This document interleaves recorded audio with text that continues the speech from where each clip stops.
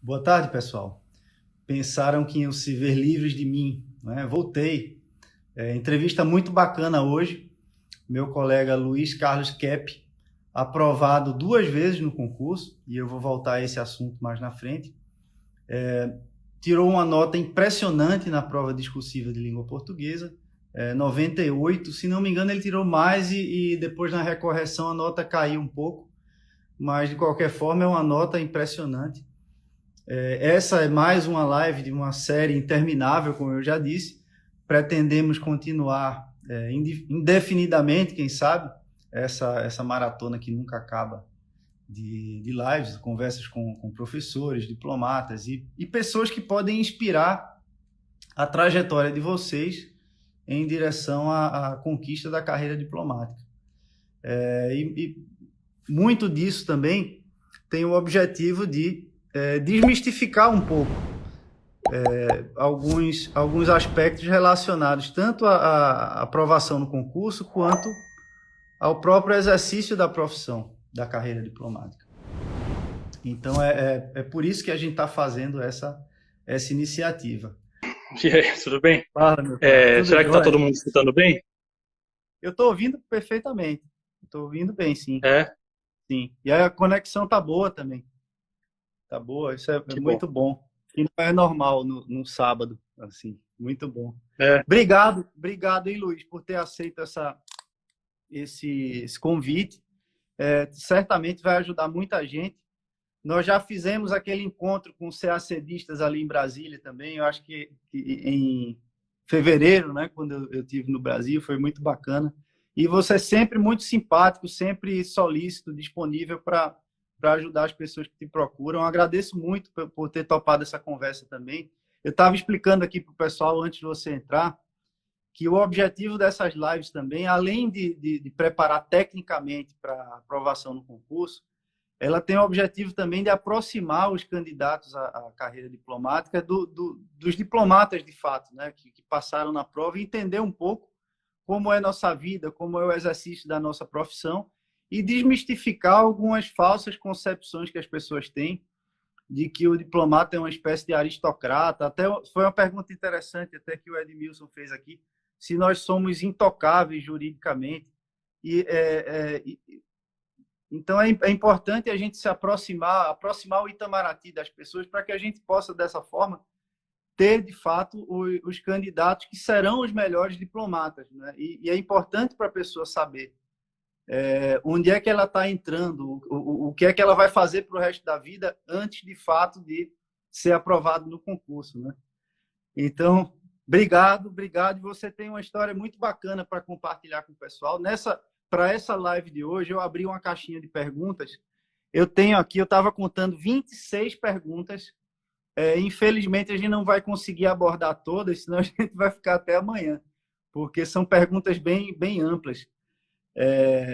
E você queria dizer alguma coisa para o pessoal aí no começo da conversa, ou você quer já que eu entre nas perguntas? em primeiro lugar, queria agradecer a você, Marcílio, pelo convite. Desde que eu passei e desde que eu cheguei em Brasília, você também foi super aberto, solícito e gentil comigo. E obrigado pela oportunidade, é um prazer estar aqui com você e poder falar com o pessoal. Eu agradeço o interesse de todo mundo, espero que eu possa ajudar, né, no que eu tiver para contar e explicar sobre o processo pelo qual passei. Eu estou à disposição aqui, então espero que seja proveitoso para todo mundo e fico feliz que tenham tantas perguntas aí interessantes. E você já imagina sobre o que são as perguntas, né? A maior parte das perguntas são sobre sua preparação em língua portuguesa, que foi impressionante. Você tirou, eu queria que você me corrigisse, por favor, se você achar que eu estou enganado, se eu estiver enganado. Você tirou 85, foi aliás, perdão, 98,5 na primeira correção, foi isso ou não? Eu acredito que foi isso, 98,5. Eu tinha tirado 60 na redação, né? Uhum. E aí na segunda correção eu acho que eu perdi meio ponto, alguma coisa assim. Tá bom. Então fiquei com 90 na nota final. É impressionante, né? Realmente é uma nota incrível em se tratando de língua portuguesa, que acho que é a matéria decisiva. E eu lembro quando eu nem te conhecia, você era um nome que eu tinha visto numa lista, né, do resultado do concurso, e eu escrevi sobre esse fato, né? O que me chamou muita atenção foi o fato de que pelas notas das outras matérias da fase discursiva, você não tinha tirado a maior nota em nenhuma, né? Mas só na língua portuguesa. Aí eu disse, veja só, qual é a conclusão natural disso? Essa pessoa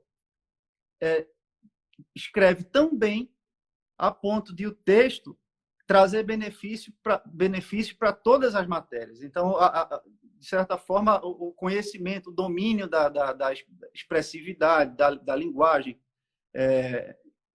articulação, argumentação, tudo isso ajudou a levantar a nota em todas as matérias. E você acabou a primeira correção da prova em primeiro lugar no concurso. Então, isso me chamou muita atenção. Depois daquela confusão toda com IADES e tudo mais, houve uma recorreção, você caiu para terceiro, mas isso não ofusca o fato de que você foi primeiro lugar também no concurso e você, inclusive, passou 2 vezes no concurso, né? Ano passado, aliás, ano retrasado e ano passado. Então, você acha que eu estou errado ou não em achar que o domínio da escrita e da expressividade ajuda também em outras matérias? Por mais que você... Não é o caso, não no seu caso específico, de dizer que não domina o conteúdo, não é isso. Mas alguns candidatos, eles conseguem se safar na prova quando escrevem bem, sem dominar o conteúdo tanto quanto dominam a escrita. Você acha que faz sentido isso? Eu acredito que... Eu acredito até que, se eu não me engano, foi você que falou recentemente.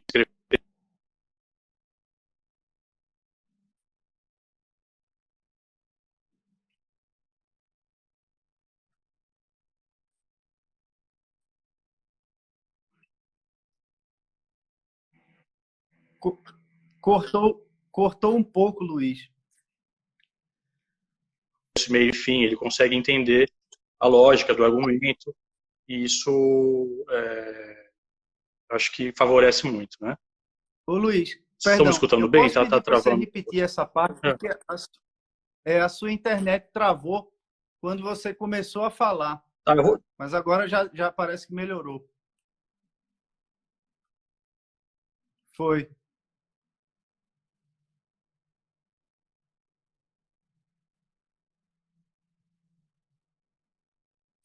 Eu fui elogiar a conexão.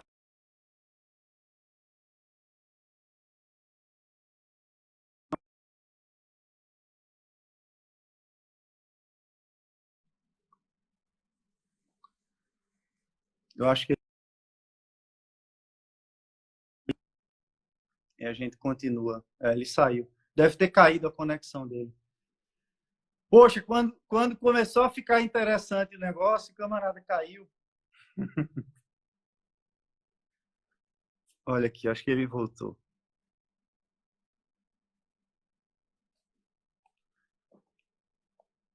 Vou elogiar no fim da live.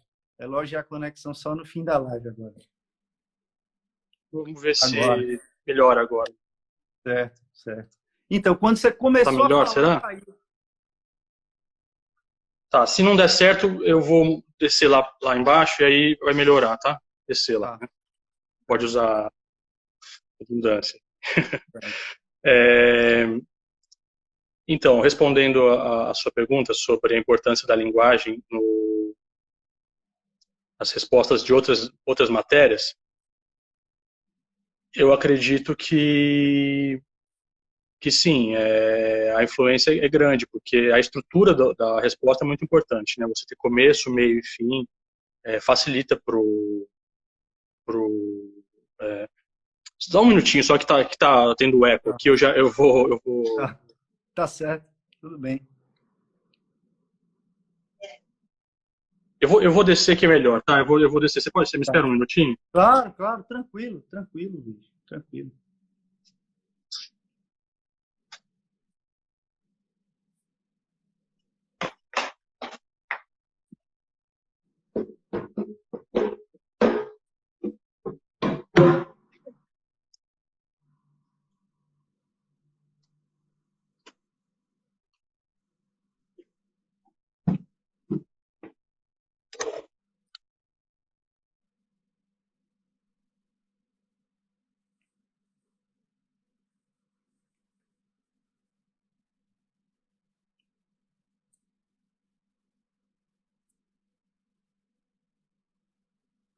o nosso Edmilson respondeu o que, Edmilson? Aquela pergunta de ser intocável juridicamente? Não. No exterior, nós temos algumas imunidades que garantem o exercício da profissão, mas elas não são absolutas. Você não pode ligar o modo GTA e sair na rua atropelando as pessoas e mandando bala em todo mundo. Então, isso não... Pronto, acho que agora a gente não vamos mais ter problema. Agora eu estou bem do lado aqui do modem. Legal. E acredito que agora vai ficar. Legal. Bom, agora finalmente respondendo a sua pergunta sobre a estrutura do texto e a linguagem, eu acredito sim que influencia. Claro, o conteúdo é essencial, ainda mais agora que tem vários, os pontos são descritos explicitamente, né? Antes, nos anos anteriores, você não tinha os quesitos divididos você não tinha 10 quesitos, né? Era uma nota mais geral e o corretor nem sempre explicava a razão pela qual ele estava dando aquela nota para você. Então, agora, com os quesitos, eu considero que o conteúdo fica, talvez, mais ainda essencial. Mas isso não tira a importância da linguagem, porque eu acredito que a estrutura do texto facilita muito para o corretor. Em primeiro lugar, facilita para o corretor identificar os quesitos. Quando você tem uma estrutura que é começo, meio e fim, isso também acho que desperta a boa vontade do corretor, né? Ele está com muitas provas para corrigir, então quando ele vê um texto organizado, que vai direto ao ponto, isso eu acho que desperta simpatia e favorece a sua nota. E também eu penso que os corretores, como diplomatas, eles querem trazer para o Ministério pessoas que sejam diretas, objetivas, que não tentem enrolar, que deem prioridade para responder o que está sendo perguntado de forma objetiva, né? Então, acho que tudo isso contribui para que a linguagem influencie a nota final. É interessante também chamar a atenção para que escrever bem não é como você falou, é ser objetivo, ser claro e preciso no que você está dizendo. E não é necessariamente escrever de maneira rebuscada, que é uma falsa concepção que as pessoas têm de que escrever bem é escrever difícil, né? Na verdade, o texto ele tem que ser claro para ele justamente não ter pontos de fricção e causar o que você disse muito bem, a boa vontade do examinador, né? Que a pessoa está ali num dia complicado, com 600 provas para corrigir, 600 não, estou exagerando, mas ali 200 e tantas provas para corrigir, e você transforma aqueles minutos que ele tem para examinar a tua prova num martírio, então a chance de você levar a canetada ali é grande, né? Então é isso, é um exercício de persuasão mesmo, de comunicação, né? Como é que foi sua preparação, Luiz? Quantas vezes você fez? Por quantos anos você se preparou? Eu me preparei por vários anos, né? Eu tive um processo bastante peculiar, digamos, porque eu me preparei ao total, contando com esse ano, foram 7 anos. 3 anos atrás, 3 edições atrás, né? Eu fiquei por uma vaga, né? Que é aquela posição que ninguém quer estar nessa posição, porque, enfim, você fica na esperança, tem aquele processo dos recursos, né? Em que você pode ganhar 1 ponto ou 2 que seriam suficientes para ter passado, mas no final é como se não tivesse feito tanta diferença. Você tem que recomeçar tudo de novo. Então, aconteceu isso. Aí no ano seguinte, eu, né, falei, não vou desanimar com esse processo, vou usar isso a meu favor e pensar que ter ficado próximo é um bom indício, porque todo mundo duvida, né, de si. É normal, por mais que a gente esteja preparado e tenha tido bons resultados, seja no TPS, seja na terceira fase, a gente sempre tem a dúvida de se a gente é capaz de fato, né? Então, ter ficado próximo me ajudou a ter um pouco de confiança, embora a dúvida é constante, mesmo assim. Mas aí no ano seguinte eu me animei, estudei mais, só que eu cometi um erro, né, na hora da prova. Eu escrevi uma das questões no lugar errado, uma das questões de inglês, o resumo, né? A gente tem na prova, na folha de resposta, tem um pouco de folha extra ali, né? Você costuma usar uma folha só de resposta, mas eles põem mais uma, caso você rasure ou precise de mais espaço. E aí eu me confundi e escrevi as duas traduções no local que seria destinado a apenas uma tradução.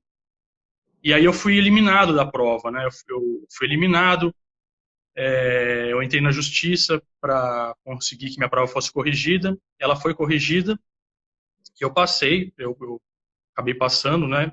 Em quarto lugar, mas o Ministério segue as recomendações da AGU de que só pode dar posse para um candidato subjúdice com o trânsito em julgado, né? Ou com uma liminar que determine a posse. Como isso não aconteceu, o processo está correndo até hoje lá. Provavelmente ele vai ser extinto, mas, enfim, nessa espera eu resolvi prestar de novo. E talvez até a tranquilidade de ter o processo correndo, porque eu já tinha ganho em primeira instância, talvez a tranquilidade tenha favorecido até o meu desempenho no ano seguinte, né, em que eu fiz a prova talvez com menos pretensões, não tinha estudado tanto quanto nos outros anos, e acabei tendo o meu melhor desempenho. Então também fica aí a dica de como a tranquilidade na hora de fazer a prova muito positiva. Tem uma pergunta aqui, Luiz, justamente sobre isso.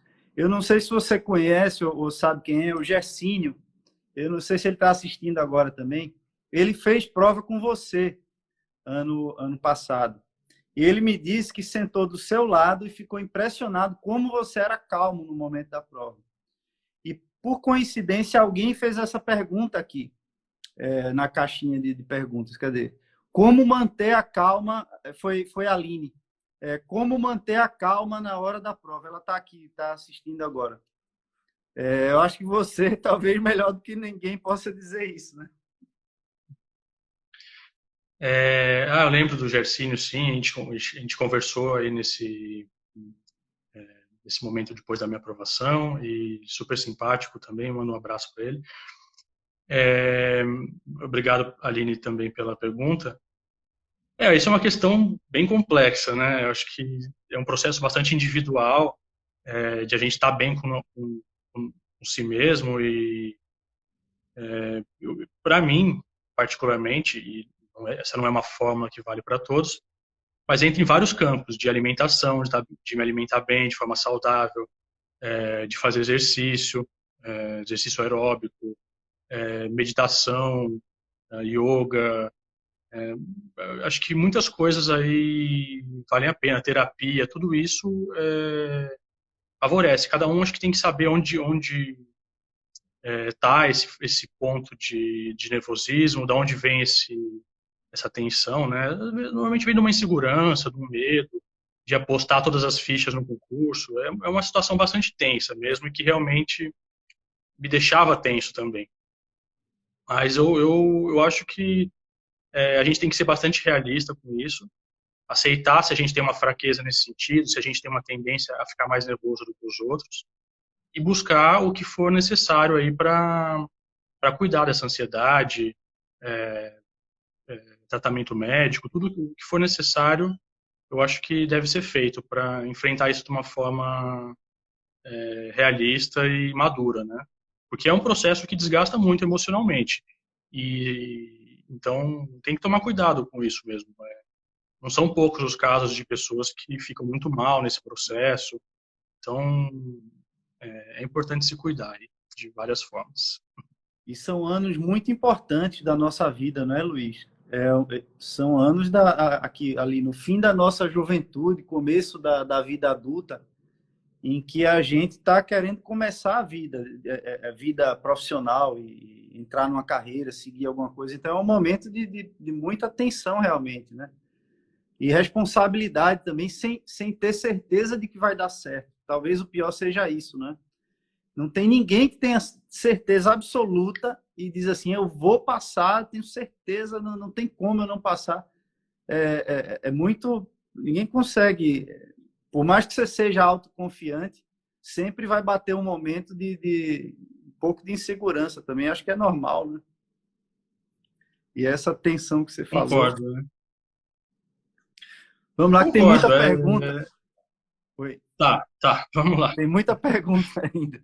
Deixa eu tentar pegar uma linha que faça sentido para as pessoas aqui. O que fez a diferença? Isso foi a Mariana que perguntou. O que é que fez a diferença nesse último ano que te levou à aprovação?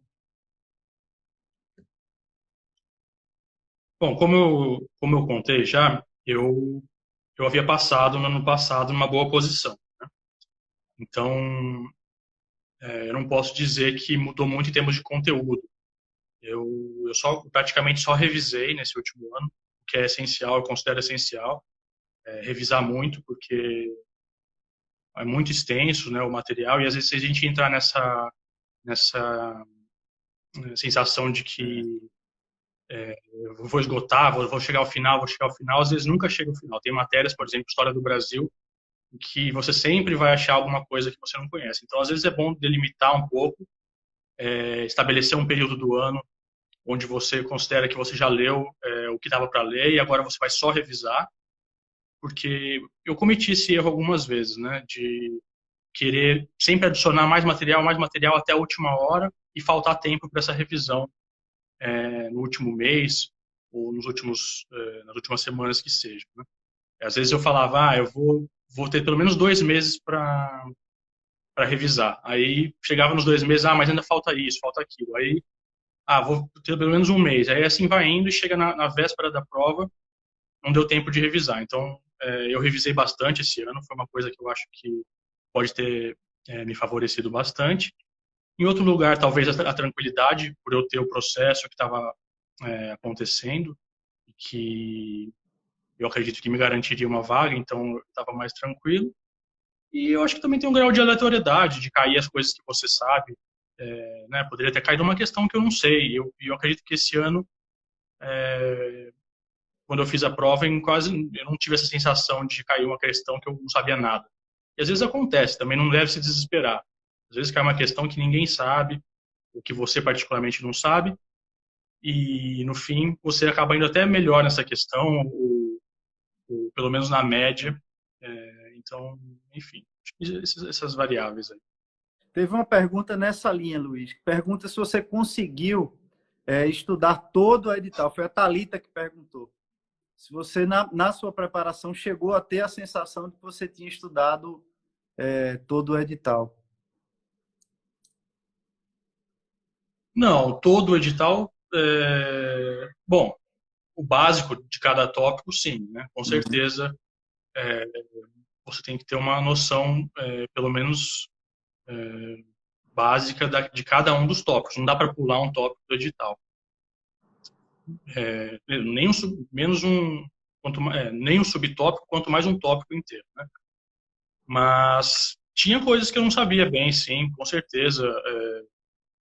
Contas nacionais, não estou recomendando a displicência. Ninguém sabe o Mas suficiente de contas nacionais, né? Tem temas assim que a gente considera às vezes muito árduos e que vão demandar muito tempo, e aí você tem que fazer escolhas, né? Escolhas de priorizar o que for mais favorável, o que você acha que tem mais chance de cair. Tem uma estratégia também, tem que ter estratégia no estudo. Não basta olhar o edital e considerar que todos os tópicos ali têm mesma possibilidade de cair, ou mesma importância, ou que você tem que aprofundar no mesmo nível, né? É importante ter um grau de discernimento nesse sentido. E fazer um estudo estratégico. É difícil falar assim de forma abstrata, mas eu acredito que cada um, quando vai vendo ali os tópicos, consegue, se você olhar as provas anteriores, tem tópicos que caem muito, tem tópicos que também têm mais importância política em cada ano, tem tópicos que talvez sejam evitados por questões políticas que estão acontecendo no momento. Então, tudo isso tem que ter um grau de discernimento nesse sentido. Legal, legal. E como é que você organizava seu estudo de atualidades?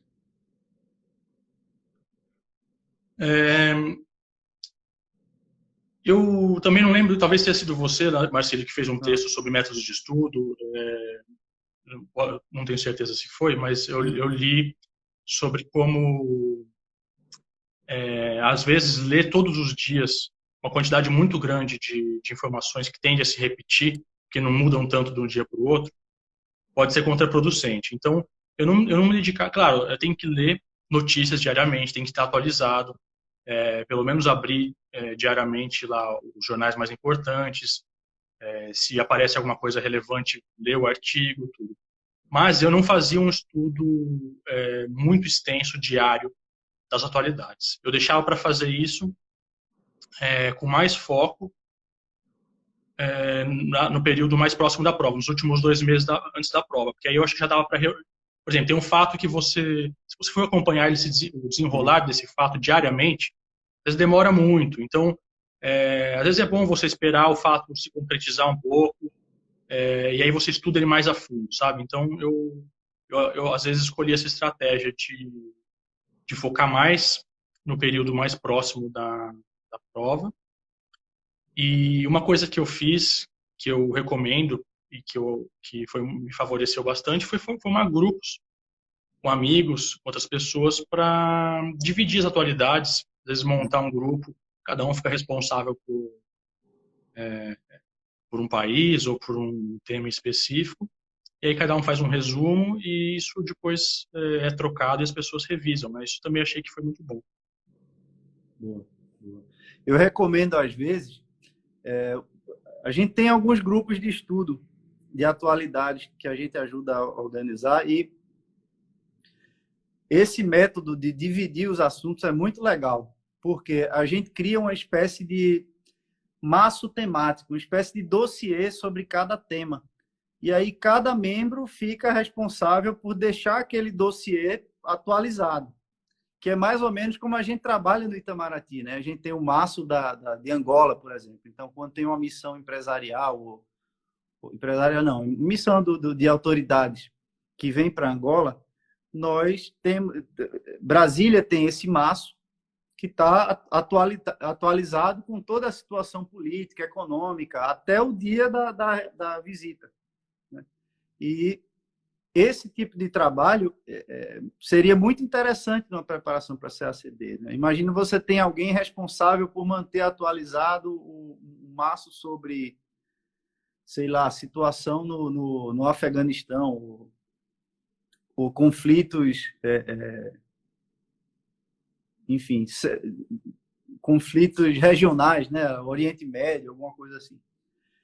E tudo o que acontece de relevante, que traz alguma modificação estrutural naquele assunto, a pessoa vai lá e acrescenta, e aquilo é compartilhado com outros. Né? Isso é uma forma muito interessante de você ganhar tempo. E aí, quando você chega mais perto da prova, você colhe o fruto maduro, como você falou. Né? Você já pega o negócio pronto, você não precisa esperar acompanhar o fruto amadurecer e colher verde. Né?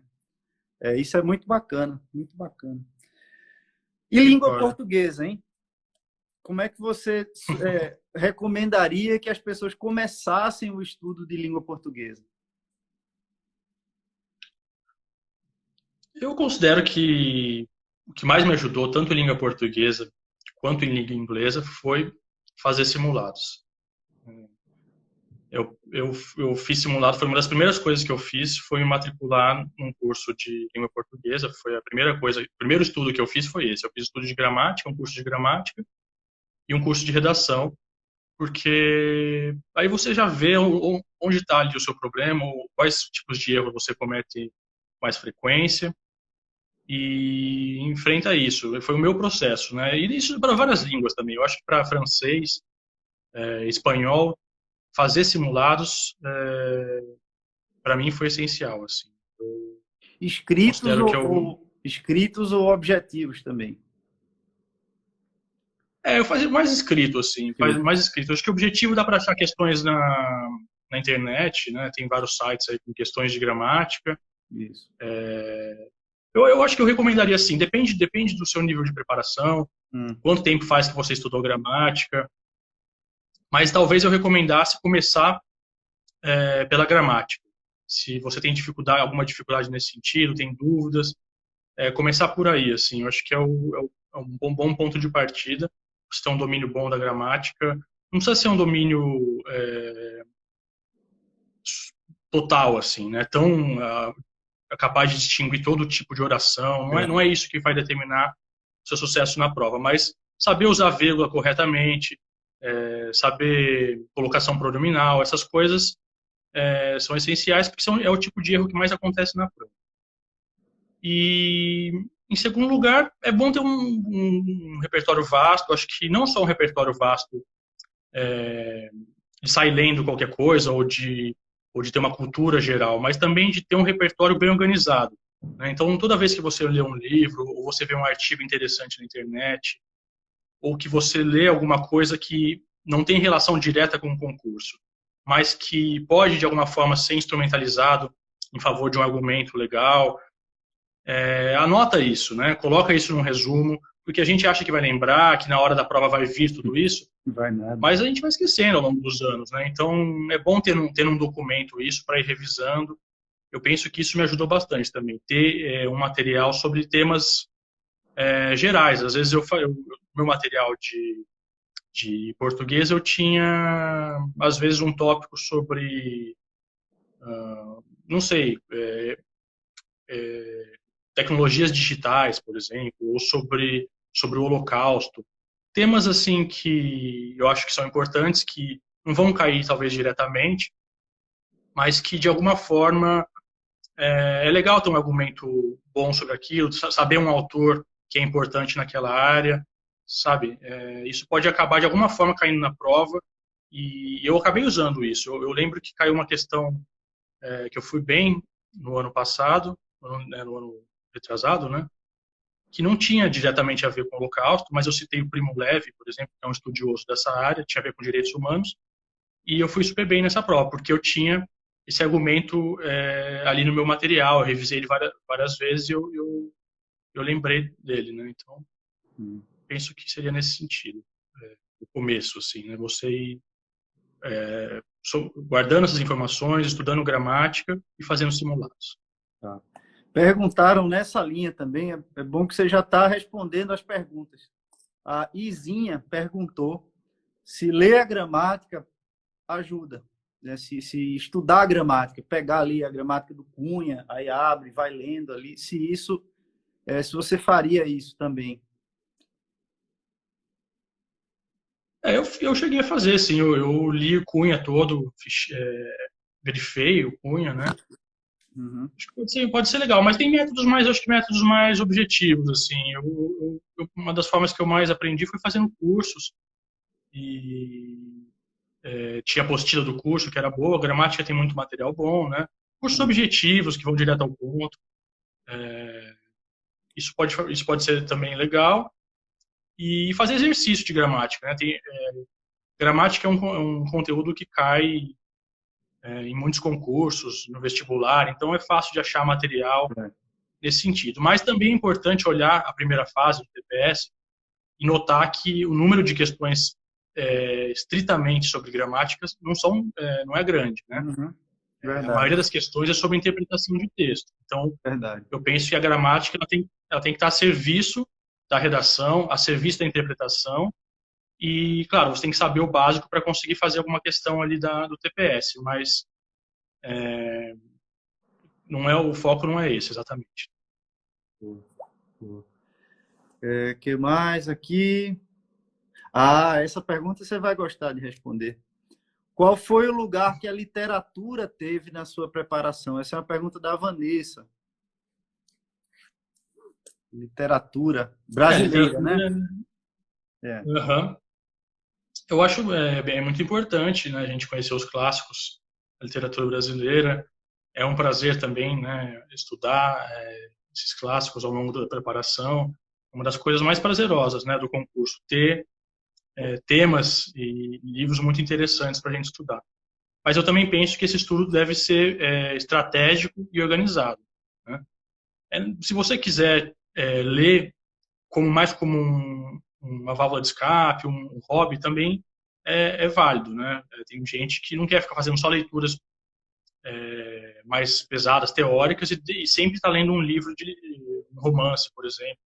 Antes de dormir, ler um pouco. E e assim você vai, né, também abordando todos os clássicos. Mas eu penso que tem que ser um estudo estratégico, né? Eu acho legal você ir pegar os movimentos literários. Tem um livro do Antônio Cândido, esqueci o nome, um pequenininho, que faz um bom resumo sobre os movimentos literários. Vários outros livros, né, que resumem bem as obras mais importantes. E aí você vai andando, né? Pega os primeiros movimentos literários, dá uma lida ali nos poemas Árcades, vê alguma coisa do romantismo, né? E às vezes você não precisa nem ler o livro todo, mas pelo menos vai se informa sobre o autor, talvez ler um pouco sobre as críticas que são feitas a respeito dele, ler o que o Antônio Cândido fala sobre esses autores, escreve isso no seu resumo, né? Sempre registrando isso. E aí você pode ir lendo alguns livros. Acho que vale a pena ler alguns livros inteiros, né? Alguns livros com certeza vale a pena. Por exemplo, uma coisa do Machado de Assis, Guimarães Rosa, enfim, tem uma série de obras que são importantes ler, mas sempre dessa forma estratégica e organizada. Você fez isso, encaixou algumas leituras de romances literários aí brasileiros durante a sua preparação? Ou você foi mais estratégico? Eu li algumas coisas sim, mas eu não li tanto. Eu sentia falta, inclusive, de poder ler mais romances, assim, se eu tivesse mais tempo e energia sobrando, eu acho que eu gostaria de ter lido mais, assim.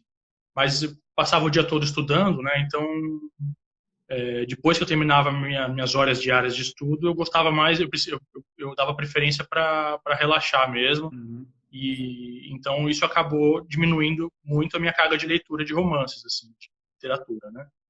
Mas eu li algumas coisas assim interessantes que eu recomendo serem lidas.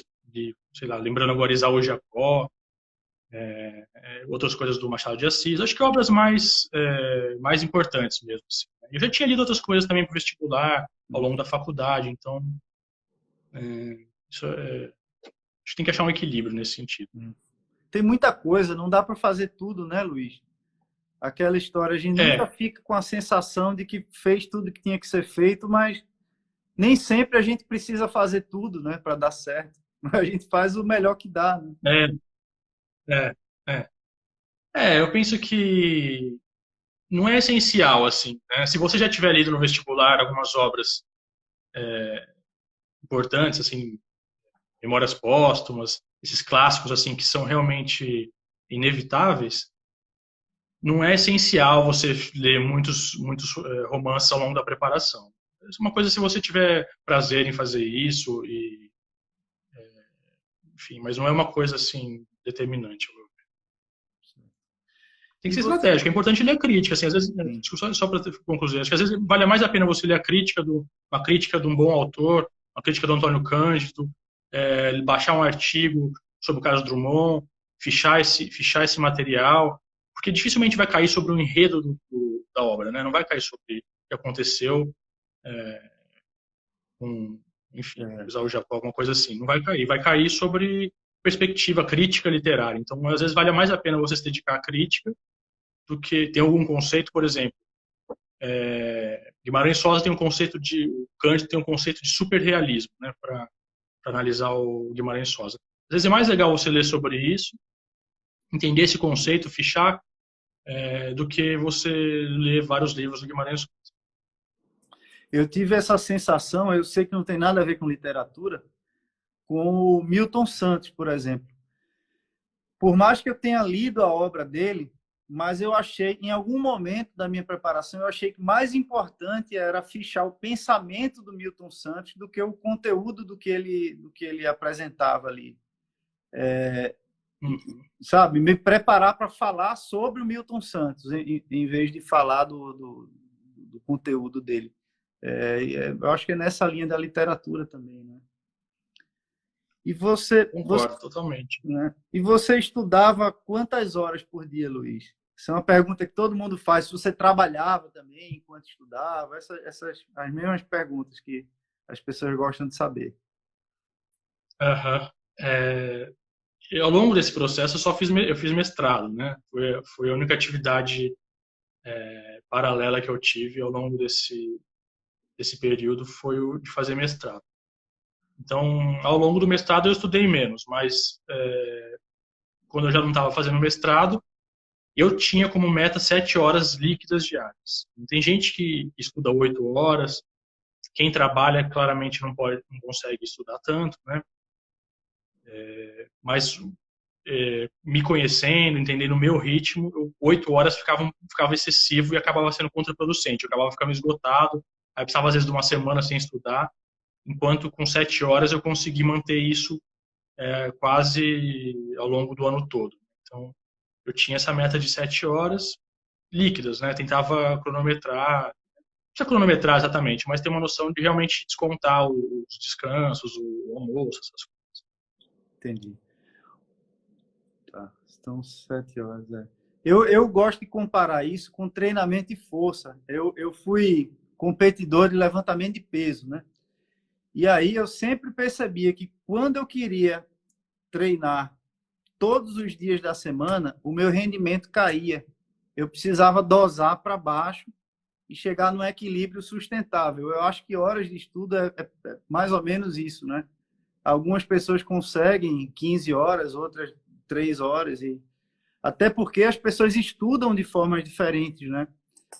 E aí isso depende muito de que tipo de atividade você faz durante o seu dia de estudo. Se você escreve muito, eu acho que é quase impossível você escrever por 8 horas no dia, por dia, né, de forma sustentável. É quase impossível, né? Você tentar ter essa pretensão. E aí, nessa linha, você mantinha o hábito de criar cadernos sobre os assuntos estudados, ou você só fazia tópicos e preparava fichamentos? Eu tenho alguns resumos que eu fiz, né? Que depois eu, sem saber, acho que eu me inspirei num resumo do amigo meu, talvez ele usasse esse método, mas eu não sabia, e depois eu fui ver que eu sigo um método que aparentemente é conhecido, né? Que é um método de escalonamento. Você tenta escrever o seu resumo de forma que você sempre consiga colocar novas informações, encaixar novas informações que apareçam. Isso. Então, você tem um tópico grande, subtópico, você escalona em vários subtópicos, né? 3 ou 4 níveis. E aí, como eu fazia no computador, era fácil adicionar novas informações, reestruturar o texto.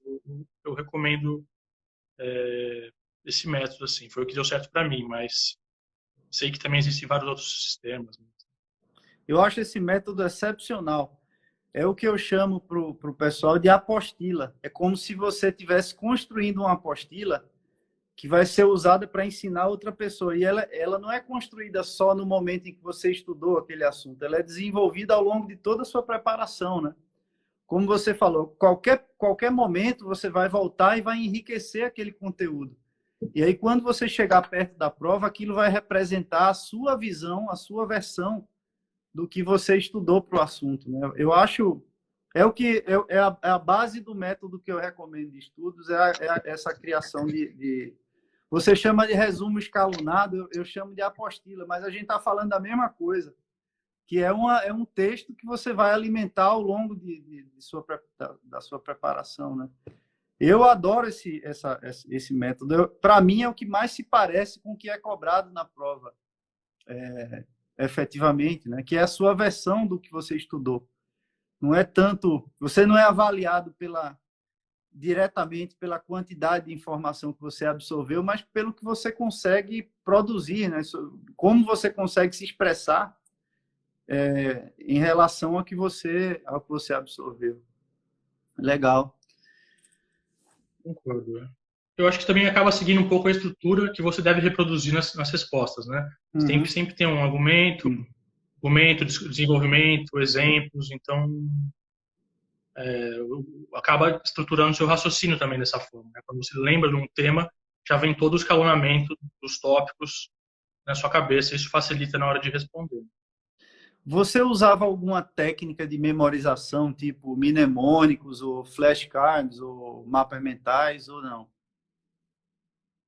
Sim, flashcards, principalmente. O método que No, eu mais gosto, assim. no Anki era? Hum, No Anki? Você usava o é, Anki também, não? não, Uma, eu uso não? o Quizlet. Quizlet. Eu sei qual é. É um outro, é um Sim, aplicativo. eu sei qual é. Eu gosto bastante também. Eu usava mais para línguas, assim. Uhum, Foi, eu fazia, fiz vários vocabulários, assim, de cada língua, todas elas, né, exceção de português, sempre fazendo o mesmo estruturas, é sempre uma palavra, né, na frente uma palavra em português e atrás a palavra na língua. E a outra coisa que eu fazia é os erros, né? Fazia também todos os erros que eu cometia de alguma língua, de acentuação ou de gramática, não? gramática, enfim, de qualquer tipo de erro nesse sentido, eu anotava também e depois revisava a escrita correta. Né? Certo. E Tem muita eu pergunta gosto. ainda, Luiz. Tem muita pergunta ainda. Não, Não sei se eu né? não sei Não, como é pode. que está seu tempo, se a gente pode, quando acabar essa. Porque o Instagram tem essa limitação de 1 hora. Mas a gente pode finalizar e Uhum. voltar para mais algumas perguntas. Se você tiver essa disponibilidade de mais uma meia horinha, talvez. Pode ser, não Pode tem ser? problema. Estou Legal. disponível, sim. Que aí a gente vai avançando com calma e até abre para o pessoal fazer umas perguntas aqui na hora também, se for possível. Tá bom. Vamos lá. Livros essenciais. É uma pergunta meio longa. Talvez a gente possa falar, talvez, 2 livros por matéria, se você achar que é o caso. Tá bom, pode ser. Bom, português, não sei se eu citaria 2 livros, citaria de gramática, acho que o Celso Cunha foi aquele que eu realmente segui. Uhum. Um deles é suficiente. A prova nos últimos anos não tem sido, acho que tem evitado polêmicas, É. temas em que há divergência nesse sentido. Então, Celso Cunha seria suficiente. Você usava o Que mais? Comunicação em Prosa Moderna, não?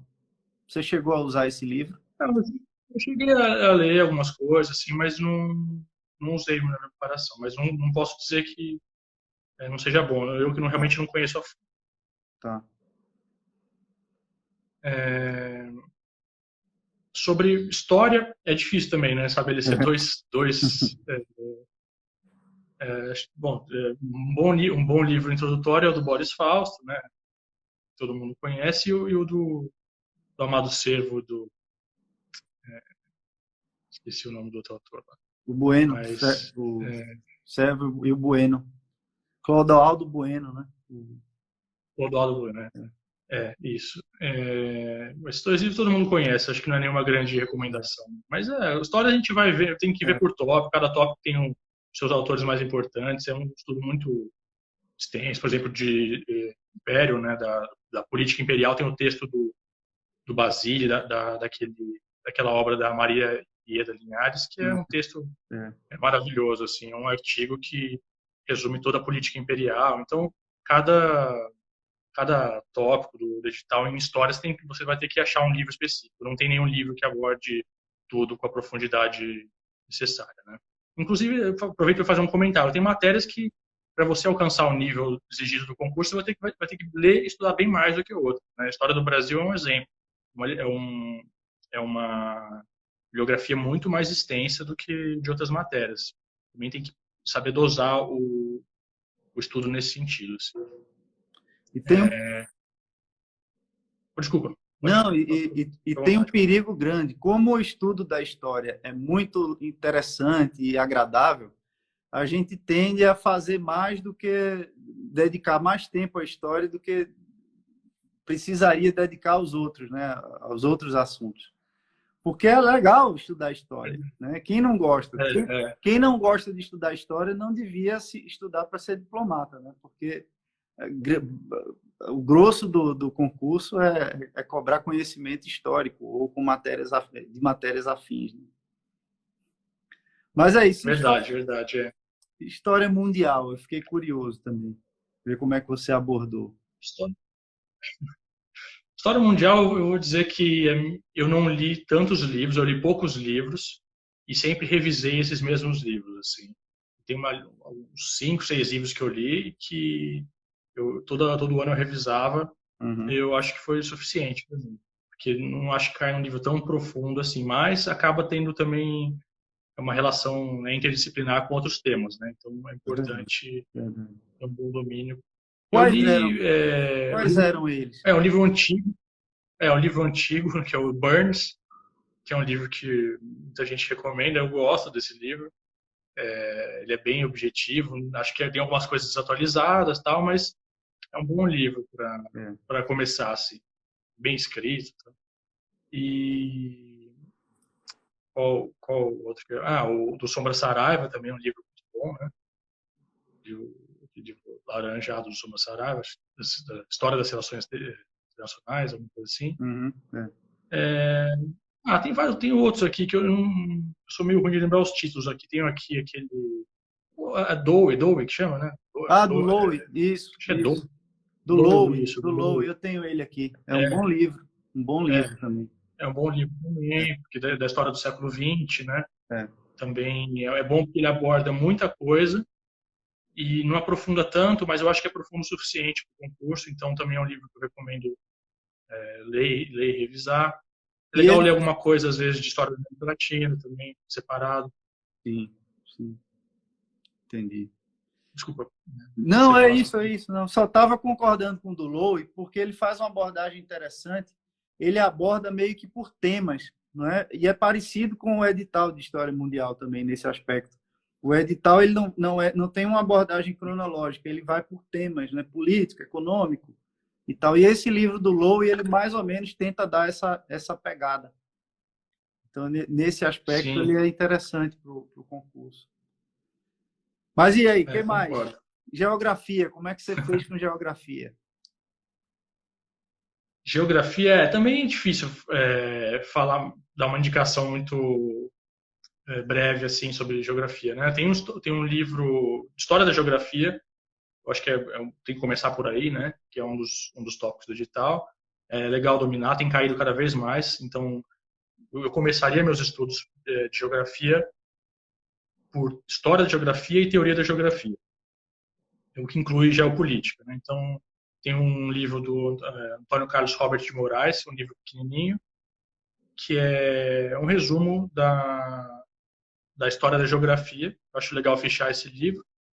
Eu acho que já é suficiente assim para esse primeiro tópico de história da geografia, mas vale a pena complementar, dar um Google nos autores, porque pode ser um pouco confuso esse livro também. Quer dizer, o tema é um pouco difícil, né? Mas e aí depois, acho que às vezes vale a pena você também dar um Google assim, um autor específico de geopolítica e sabe, e Hatzel, por exemplo, você vai e dá um Google lá, pega os conceitos mais importantes, faz o seu próprio fichamento com os conceitos básicos. Às vezes não tem um texto assim que resolva tudo. Tem que ler uns artigos, coisas. E aí, cara, além de teoria da geografia, entra as questões particulares, né, de meio ambiente, clima, essas coisas também eu não tenho uma indicação muito clara sobre isso. Assim. É um estudo difícil, né? Meio difuso também, né? O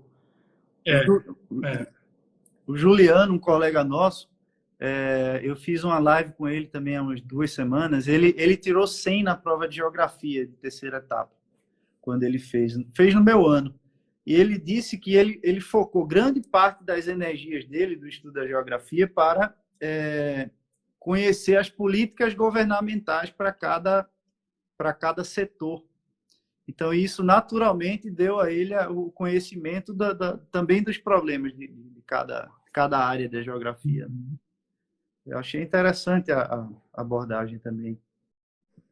Então, Luiz, estava lembrando aqui que eu estive presente na sua posse, né, como como mestre de cerimônias lá, um negócio totalmente inesperado.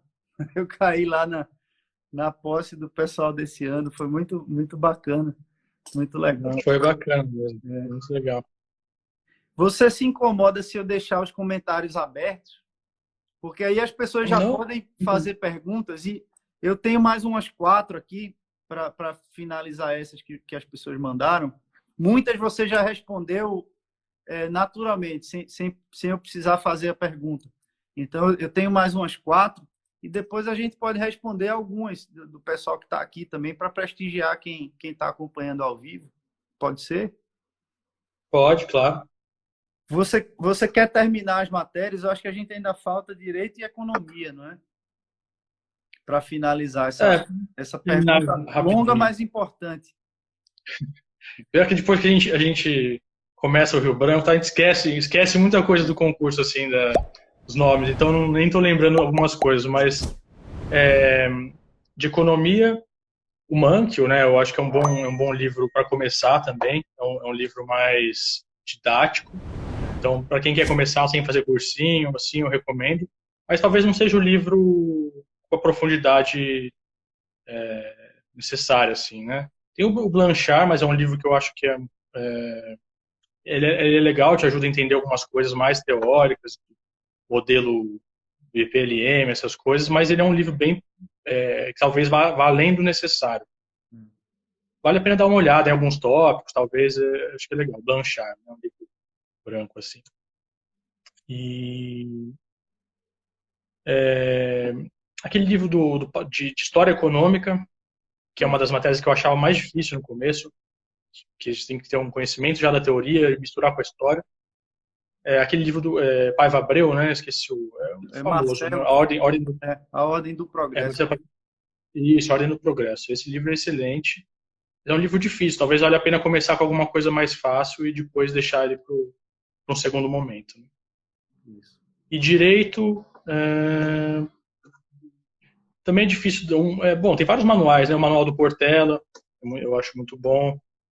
O Resec, constitucional, tem alguns manuais de constitucional também. Eu usei aquele direito constitucional descomplicado. Eu acho legal, assim, acho que é bem didático. Principalmente para quem. Eu sou do direito, mas para quem não é do direito, acho que vale mais a pena ainda, porque é bem didático. Assim. Eu acho que seriam esses a princípio.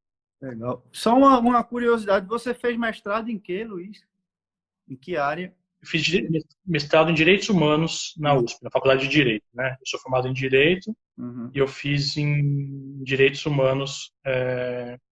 Tive aula com o professor André de Carvalho Ramos, alguns teóricos que caem no concurso, mas não vou dizer que o mestrado vai ajudar diretamente no concurso. A quantidade de energia que você vai gastar, né, fazendo o mestrado não é uma forma estratégica de estudar para o concurso, mas é uma forma estratégica de se manter com outras alternativas, né? Acho que não é bom assim colocar todas as fichas por muitos anos no CACD, né? Às vezes é bom você ter saber que a sua vida está andando também em outras áreas, isso te dá mais tranquilidade. Caso você mude de ideia, por alguma razão, você está construindo outras coisas, outras alternativas, né? O que também é positivo. Certo. Tá joia. Sexta-feira passada eu entrevistei o embaixador José Lindgren, José Augusto Lindgren Alves, e a gente falou justamente de direitos humanos. Basicamente foi sobre grande parte foi sobre a conferência de Durban. Ele contou tudo sobre os bastidores de organização da conferência e da década das conferências também, de que ele participou como negociador do Brasil, delegado em várias conferências. Foi bem bacana a conversa. Foi sexta passada. Ele foi meu chefe em Barcelona. Ele foi meu chefe. Foi meu chefe, então foi legal bater um papo aqui com ele também no Instagram. Que legal. Sabe tudo disso, né? Sabe. Um fera. Tudo mais um pouco. Um craque.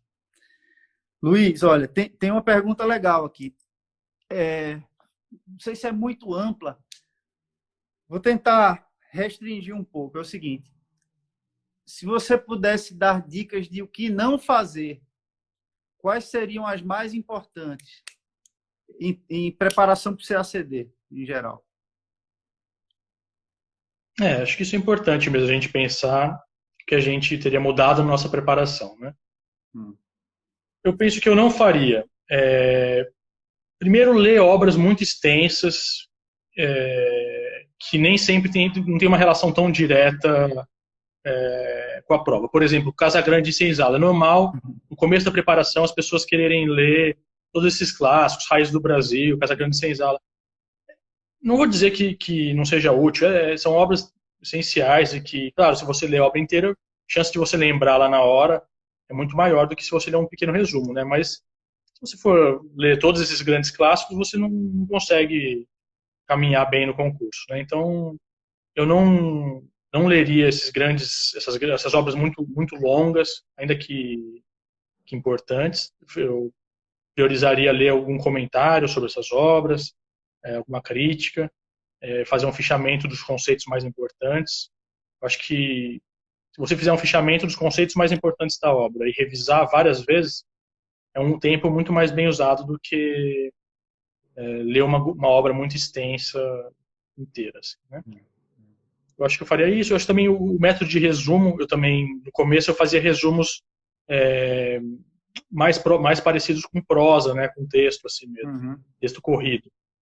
E ao longo do tempo eu transformei isso, mudei isso para um resumo mais de tópicos, mais sintético, e eu acho que é melhor. Então eu também favoreceria esse tipo de resumo, que seria nesse método escalonado que a gente conversou, né, com vários tópicos, um tópico inicial e vários subtópicos, e preferencialmente no computador, porque aí sempre que você encontrar alguma coisa nova, você consegue encaixar, né? Às vezes você transforma um subtópico, sobe ele, desce um nível, né? Enfim, assim vai. Boa, boa. Vocês têm mais alguma coisa? Se tiver alguma pergunta mais específica nesse sentido, tá. posso... Não, era bem genérica mesmo a pergunta. E também só para adicionar mais uma coisa, talvez me cuidar mais, assim, saber que não adianta você sair desesperado. É uma maratona, não é uma corrida de curta distância, né? Então não adianta sair desesperado nos primeiros anos, loucamente, não querer parar para almoçar, não querer parar para dormir, não querer sair de casa, embora a gente não possa sair de casa agora, mas não querer encontrar ninguém. Não é por aí. Tem que achar um equilíbrio na vida entre estudo, diversão, encontrar os amigos, encontrar a família, assistir alguma coisa na televisão. Isso é importante para o longo prazo. E também cuidar do corpo, fazer exercício, esse tipo de coisa é essencial. Porque tem que pensar que pode demorar alguns anos. Como para mim, demorou 7 anos. Né? Então, se você criar um processo muito intenso e desgastante, você não aguenta ficar tantos anos. Né? Então, tem que pensar nesses termos aí, de se cuidar também. Ótimo, ótimo. Maravilha. Uma pergunta sobre seu ambiente de estudos. Como era seu ambiente de estudos durante a sua preparação e na véspera da prova? Quem perguntou... Essa é a primeira pergunta que eu acho que quem fez foi uma hashtag, não foi nem um perfil. Foi Mulheres na Diplomacia. Eu estou brincando, eu sei que foi um perfil. É porque tem uma hashtag com esse nome e tem um perfil também. Foi esse perfil que fez a pergunta sobre o seu ambiente de estudos. Não sei se eu entendi exatamente quer dizer, onde eu estudava, seria mais ou menos o meu contexto familiar, o contexto... Eu entendi que é uma pergunta sobre o seu ambiente físico de estudos. Se você, ambiente físico de estudo, né? Eu imagino que a pessoa que fez essa pergunta, ela queria saber se você tinha uma mesa organizada, se você fazia no computador, sim. Estudava deitado, sei lá. Então, aí eu aproveito para dar outra dica que acho que se relaciona à pergunta anterior, que é sobre isso mesmo, sobre onde estudar, como estudar nesse sentido físico, né? Uma das coisas que eu mudaria, com certeza, talvez seja até a mais importante de todas, é que eu, desde o começo, teria estudado sem o celular próximo de mim, sabe? Deixa o celular longe, vai na biblioteca, deixa o celular no armário, deixa no carro, na mochila, ou deixa em outro cômodo da casa, porque ter o celular ali do lado com WhatsApp, com Instagram, muda muito. Então, uma das coisas que eu fiz foi, eu passei a ir mais para a biblioteca. Antes eu estava mais em casa, né? Mas eu passei a sair mais, ir para a biblioteca. Eu acho que isso dava uma arejada na cabeça, dava uma distraída e ver, encontrar outras pessoas, às vezes parar para conversar com alguém rapidamente, né? Então, eu não fiz isso desde o começo. No começo eu estava mais em casa, mas eu acho que eu recomendo fazer isso. Tentar sair de casa, estar na biblioteca, numa sala de estudos, sem o celular. E sobre organização, essa parte física é importante. Assim, eu lembro que na véspera do concurso, Uhum.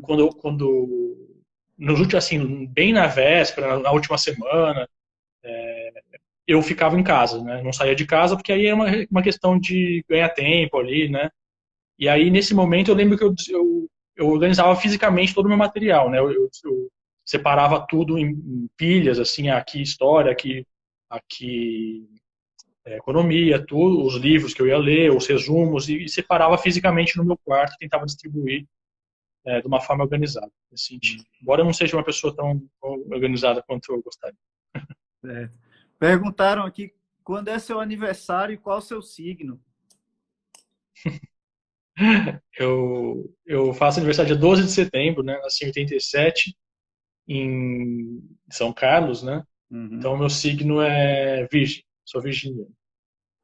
Então, interessante. Não, eu acho legal essas coisas assim. A gente não precisa acreditar Sim. piamente que com certeza é uma coisa verdadeira. Pode ser, mas eu gosto de jogar. São mitos, né, que a humanidade criou sobre o ser humano, sobre a nossa forma de pensar, de existir. Então eu acho interessante. Legal. Luiz, eu acho que a gente finaliza com essa pergunta aqui da caixinha, né? Uma pergunta da Júlia Molinari. Ela pergunta se você tem algumas dicas para praticar a escrita, mas eu entendi da seguinte forma. Se eu quero agora escrever uma redação, de onde é que eu vou tirar inspiração de temas para escrever uma redação agora, por exemplo, se eu precisar, se eu quiser fazer isso? Entendi. Assim, mas considerando que, se for considerar que você pode parar um pouquinho para pensar, Sim, pode. aí eu acho que eu faria eu faço uma pesquisa, eu gosto de ler coisas acadêmicas, assim, artigos acadêmicos. Eu acho que às vezes você pega um artigo sobre um tema e o artigo em si às vezes não te serve tão bem, mas as referências do artigo aos autores centrais daquele tema te dão um norte ali de quem pesquisar, de quem citar. Eu tentava organizar todos os temas mais importantes, ter uma citação legal, ter um raciocínio legal de algum autor respeitado, assim, né? Porque normalmente se o examinador decide fazer uma questão sobre um tema, é porque ele conhece bem aquele tema, ele gosta daquele tema. Então ele vai gostar, ele vai achar legal, vai valorizar o fato de você citar um autor que é respeitado naquela área, né?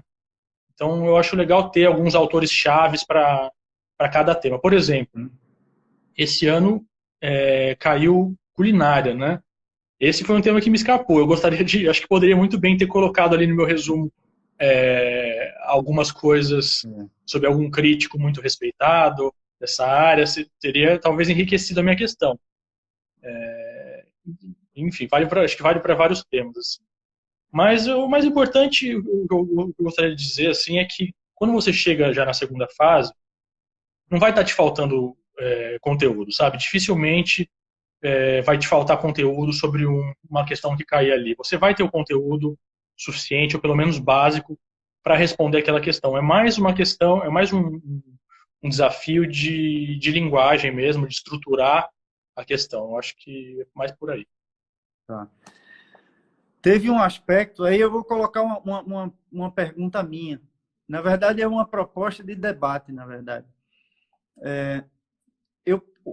Eu percebi que todo mundo percebeu, aliás, que no ano passado o intervalo entre as etapas do concurso era um intervalo menor, né? por alguns anos era pouquíssimo tempo entre a primeira fase e a segunda, não dava muito tempo de a pessoa fazer uma preparação muito específica entre as fases. Esse ano agora, eles estenderam o tempo entre a primeira e a segunda e agora voltou até a terceira fase, com mais um mês de preparação entre as fases. Eu entendo e tenho dito às pessoas que isso traz implicações metodológicas importantes, porque agora você tem um mês entre a primeira e a segunda etapa e outro mês entre a segunda e a terceira. Quando você fez a prova, você não tinha essa facilidade, de certa forma. Como é que você se preparou naquele contexto especificamente para a fase discursiva, né? Vamos chamar a segunda e terceira juntas, que foi o que você fez. Uhum. Eu foquei em fazer simulados mesmo, mas como é um processo longo, né, eu já tinha feito muitos simulados ao longo dos anos, já tinha ido suficientemente bem em outros anos, assim, ficou mais fácil, assim, né? Eu não precisava de fazer tanto, não tinha tanta novidade, assim, né? Mas eu penso que o ideal é já ir se preparando ao longo do ano e em outros anos o que eu fiz é fazer um curso intensivo também, né? Quando eu tinha um mês assim, eu fiz curso com Maurício Costa, Juliana Campos, enfim, vários professores bons. Eu fiz cursos intensivos ao longo desse ano, desse mês, assim, né? Pelo menos um ou dois simulados por semana. Acho que isso ajuda também. Mas depende muito do nível que você tiver. No primeiro ano acho que eu fui fazer segunda fase, eu senti que eu estava fiquei mais esperado, né? Falei, nossa, eu acabei nem passando esse ano. Eu tava um ponto ali do TPS, eu achei que eu pudesse passar, e aí eu fui fazer o curso, e fiz um curso bem intensivo, com muitos exercícios, porque eu sentia que tinha muito ainda para eu conseguir chegar ali no necessário, né? Mas se você já estiver se preparando ao longo do ano, talvez não precise se dedicar tanto nesse momento, e você possa dar importância a outras matérias também. Até porque a gente nem sabe, até o edital sair, a gente não sabe como é que vai ser o calendário de provas, né? Pode ser que sejam Sim. todas as fases uma atrás da outra, né? Ou você pode ter uma situação dessa que você tem meses entre a primeira e a última fase. Então, talvez o ideal seja isso, né? Você já chegar no momento do edital, de certa forma, preparado para o que vier, né? E o edital vai dar só as regras do jogo e você faz uma adaptação ali de reta final, né? Eu acho que talvez seja legal, para quem está se preparando, já fazer um simulado de espanhol, de francês, de inglês e talvez de outras matérias, para sentir onde você está, assim, sabe? Quanto eu preciso para chegar naquele lugar. Para línguas, acho que isso vale muito, né? Para você você começa a calcular na sua cabeça quanto tempo você vai precisar, porque senão, se deixar para ver isso só quando você passa para a segunda fase, fica muito desesperador, né? Você quer fazer 1000 simulados ao mesmo tempo, não é por aí, né? Acho que é legal já ir sentindo isso pouco a pouco. E esse é um grande problema do CACDista, né? A gente tende a achar que é muito complicado você estudar 3 idiomas estrangeiros, além da nosso próprio idioma, e várias outras matérias densas em conteúdo, né? Então, a gente às vezes cria a expectativa de que em um ano você vai conseguir fazer tudo isso, e é muito pouco tempo, né?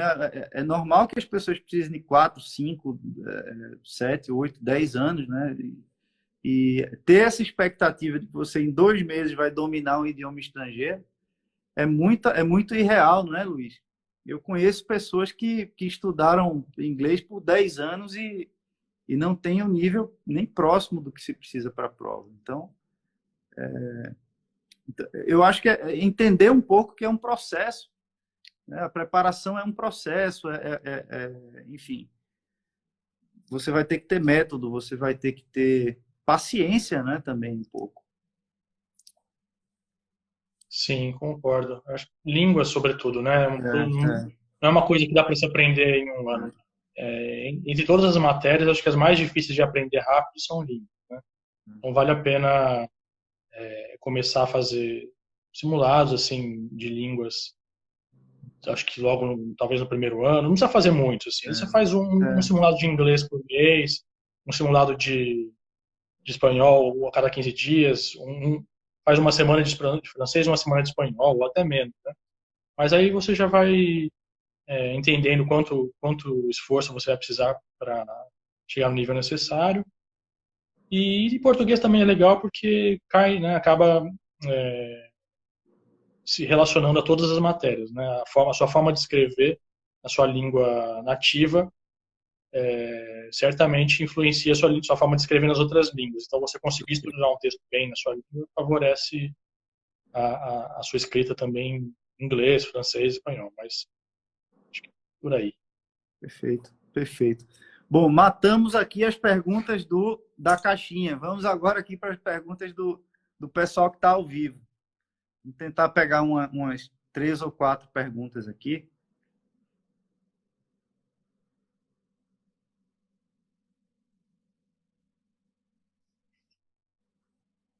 Olha, a Aline que fez uma pergunta sobre o que foi que ela perguntou. Acho que foi da Manter a Calma. Ela estava naquele encontro nosso lá em Brasília, que a gente foi na cafeteria. Ah, legal. Quem mais aqui? Tem uma pergunta aqui que você já respondeu. Estão perguntando se você fez cursinho de todas as matérias. Acho que eu só não fiz de História Mundial. Acho que foi a única que eu não fiz algum tipo de cursinho e eu fiz cursinhos diferentes, né? Teve alguns que eu fiz desde o básico, curso regular, teve outros que eu fiz só para a terceira fase, mas com exceção de História Mundial eu fiz para todos, sim. Tá. A Mariana aqui está elogiando a forma como abordamos os temas. Obrigado, Mariana. Mariana, inclusive, fez uma pergunta. Ela perguntou qual foi a diferença, fez a diferença na aprovação. E aí está sugerindo, deveria haver mais lives como essa. Eu tenho feito, eu devo ter feito umas 15 ou 20 já, Mariana, com colegas, tanto aprovados recentemente, quanto colegas não dá para dizer de outra geração, mas de alguns anos atrás, meus contemporâneos e até alguns mais antigos também. Conversei com o embaixador, vou conversar com uma conselheira, com uma ministra também. Então, essa iniciativa das lives, eu pretendo que seja permanente, para que vocês conheçam o que é ser diplomata, o que é que a gente faz, o que é que a gente come, onde é que a gente dorme, e essas coisas assim, essas curiosidades. Estou procurando perguntas aqui, Luiz. Só estou passando aqui o. Tá. Uma pergunta aqui. Pedro Bala pergunta: a propósito dos idiomas, é importante ler diariamente nas línguas estrangeiras? Hum, acho que é bom, sim. Quanto mais familiaridade você tiver com a linguagem, melhor, né? Não sei se é uma coisa essencial, assim, que você não possa deixar um dia de ler em todas as línguas, mas com certeza é bom você, pelo menos semanalmente, a cada 2, 3 dias, você ter algum contato, né, com as línguas. Com certeza isso facilita e acho que é um processo longo, né, o processo de aprendizado de uma língua. Então, essa exposição é importante. Acho legal ver filmes também, às vezes eu ver uns filmes filme francês com legenda em francês, o filme espanhol com legenda em espanhol, ou inglês com legenda em inglês, acho que isso é legal também. E às vezes você faz o seu estudo de política internacional já lendo em outras línguas, né? Você junta as duas coisas. Lê alguns artigos de política internacional em francês, etc. Acho que vale a pena, sim. Aquele livro do Lowe que você gosta, que é a História. Eu sempre esqueço o nome desse livro, a História Mundial Contemporânea. Não, não é isso. É alguma coisa contemporânea. História. É, Eu sempre esqueço o nome desse livro, mas é do Lowe. Eu tenho ele aqui e eu sempre recomendo. E ele tem uma versão em inglês, que é a original, e eu recomendo que algumas pessoas leiam esse livro em inglês também, porque já aproveita e mata duas matérias. Claro, para quem tem um nível de inglês suficiente para entender, né, o livro diretamente em inglês. Né? O próprio Boris Fausto tem uma versão em inglês também, do História do Brasil. Então é bacana. Quem tiver acesso, né, também aproveita e estuda em inglês o tema das matérias. Tem uma pergunta metodológica aqui. Se você estuda vários livros por tema ou se você leu vários livros paralelamente sobre diferentes temas? Hum, eu gosto de intercalar disciplinas, assim, né? Eu acho que... Não sei se a pergunta seria um tema dentro de uma disciplina só, seria, talvez, né? Uhum, sim. Eu vou falar de modo mais geral, assim. Eu acho legal você intercalar disciplinas porque acho que trabalha áreas diferentes do cérebro, dá uma descansada, assim, né? Você intercalar economia com história, são coisas não sei se, bom, enfim, línguas com outras coisas acaba descansando um pouco. Eu gosto às vezes também de intercalar uma forma de estudo, por exemplo, fazer exercício para o TPS com ver uma aula breve ou com escrever uma redação. Acho que é legal intercalar essas formas de estudo, dar uma descansada, assim, acaba sendo mais produtivo. E sobre os tópicos, eu gostava de... Eu não tinha uma estratégia assim tão rígida de e tópico por tópico, assim, numa ordem cronológica, de uma forma tão rígida. Mas eu acho legal você, para quem está começando, você fazer isso, né? Seguir a ordem do edital, assim, né? Primeiro, você tem que pelo menos fechar o edital básico, assim, né? Aí depois você vê esse primeiro resumo que você fez, e aí você pode desfazer, não tem que seguir uma ordem tão, tão lógica nesse sentido. Você pode olhar e falar, bom, esse tópico eu sinto que preciso de mais aprofundamento. E aí eu gostava de às vezes fazer uma imersão num tópico, assim, sabe? Pegar e vou esgotar esse tópico aqui, vou realmente sentir que o material que eu tenho, o resumo que eu tenho são suficientes. Então, baixar vários artigos, ler vários livros sobre um tópico específico, resumir, somar vários resumos, quer dizer, somar vários trechos de vários livros e produzir um resumo só. Com direito, por exemplo, eu gostava de fazer isso. Eu pegava o manual do Portela, o manual do Resec, outros manuais que agora não lembro, mas que eu usava também, lia o tópico referente àquele tema em todos esses livros, comparava e fazia um fichamento somando essas informações. Eu acho que isso pode ser produtivo. Excelente. Eu acho que uma matéria boa para fazer isso também é política internacional, não é?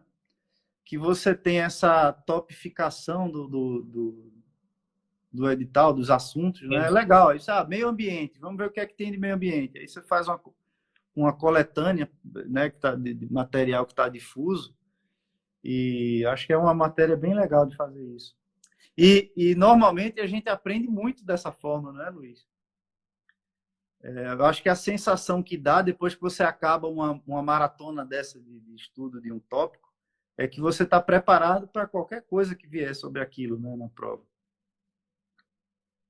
Sim, é legal esse estudo ativo, assim, né? Você ir buscar informações.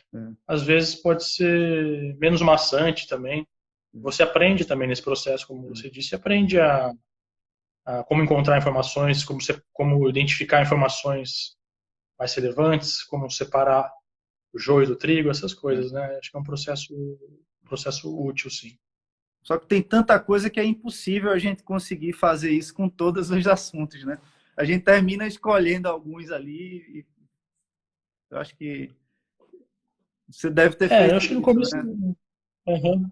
No começo é legal fazer cursinho, acho que por essas razões, assim, né? Tem uma indicação bibliográfica boa. Eu lembro que eu me incomodava muito no começo do estudo com não saber o que eu deveria estudar, assim, sabe? É muita Sim. coisa, você não sabe ao que dar prioridade. Então eu lembro que nesse começo eu tinha esse incômodo, assim, você fica perdido, assim, né? No começo. Aí acho que é uma estratégia que difere, né? Quando quem já está mais avançado nos estudos, aí pode fazer um estudo mais ativo, talvez você já vai saber mais ou menos que autores são importantes e tal, você consegue ter mais autonomia, né? No começo você tem menos autonomia natural. Tá. Eu lembro quando eu comecei a estudar, o primeiro livro que eu li foi o Como Passar em Provas e Concursos, do William Douglas, que é juiz, né? Escreve muito sobre isso. E eu fui ler esse livro dele. Enfim, eu queria desenvolver o repertório de técnicas e tal. E foi bacana. Eu comecei por aí, me deu um gás para, sabe, para saber o que ter uma noção de método, de como me preparar de fato. Eu acho que foi muito útil também. Acho que eu aproveitei muito da experiência. Tem mais pergunta aqui, hein? Ah, sobre o Rio Branco. O Rio Branco te surpreendeu ou não? Bom, a gente está num ano muito atípico, né? Tem que lembrar É, isso, assim. Mas, assim, foi mais ou menos, eu vou dizer que correspondeu às minhas expectativas, assim. É realmente muito legal passar por esse processo da posse, os primeiros dias com os colegas, tá todo mundo muito animado, né? Os professores também são muito capacitados e todos têm ali, às vezes, relatos interessantes sobre a carreira diplomática, sobre a história de vida deles. Então, foi muito legal, o prédio é muito legal, tá do lado do Itamaraty, da Secretaria de Estado, né? Enfim, não vou, claro que tudo na prática é tudo muito diferente das nossas projeções, idealizações, mas eu posso dizer que atendeu minhas expectativas e foi muito legal assim conviver nessas primeiras semanas lá. O problema foi a questão da pandemia, né? Que aí mudou tudo e a gente teve que passar a fazer as coisas virtualmente. Então a gente está tendo aulas virtuais e também está funcionando muito bem. Não tem nenhuma crítica nesse sentido. As aulas estão todas elas estão fluindo muito bem, estão sendo produtivas, organizadas. E o problema é a falta de convivência, né, pessoal, que eu acho que é muito importante para o Rio Branco. É uma parte essencial da carreira, essa parte de socialização, de um processo natural de criar confiança nos colegas, de acompanhar o trabalho dos colegas, saber que os colegas trabalham de forma séria. Então, enfim, essa confiança e essa intimidade que se desenvolvem de forma natural com o tempo, né? Mas também vou dizer que, apesar de tudo, a gente está conseguindo interagir muito bem online e se conhecer melhor. Então, apesar de tudo, está indo bem nesse sentido também. Espero que a gente possa voltar antes do final do ano para retomar lá essa convivência pessoal. Eu conversei semana passada com o Bruno Rolim e com o Tassiano, os dois da tua turma, Uhum. e eles me disseram isso também, a mesma coisa, que apesar da distância, de vocês estarem aí tendo aulas pela internet, vocês têm, de fato, se tornado amigos, próximos, né? A turma está sendo bem próxima, e até porque é uma turma atípica, né? Talvez a primeira turma nos últimos 20 anos do Rio Branco, talvez, que não teve essa convivência física, né? E, enfim, vamos ver como é que vai ser no futuro. Essa convivência, ela é muito importante, como você disse. A gente lembra sempre a primeira referência quando você está no exterior e surge no contexto o nome de alguém que é da sua turma, a primeira observação que você faz é meu colega de turma, ou é minha colega de turma. É a primeira referência. Então, isso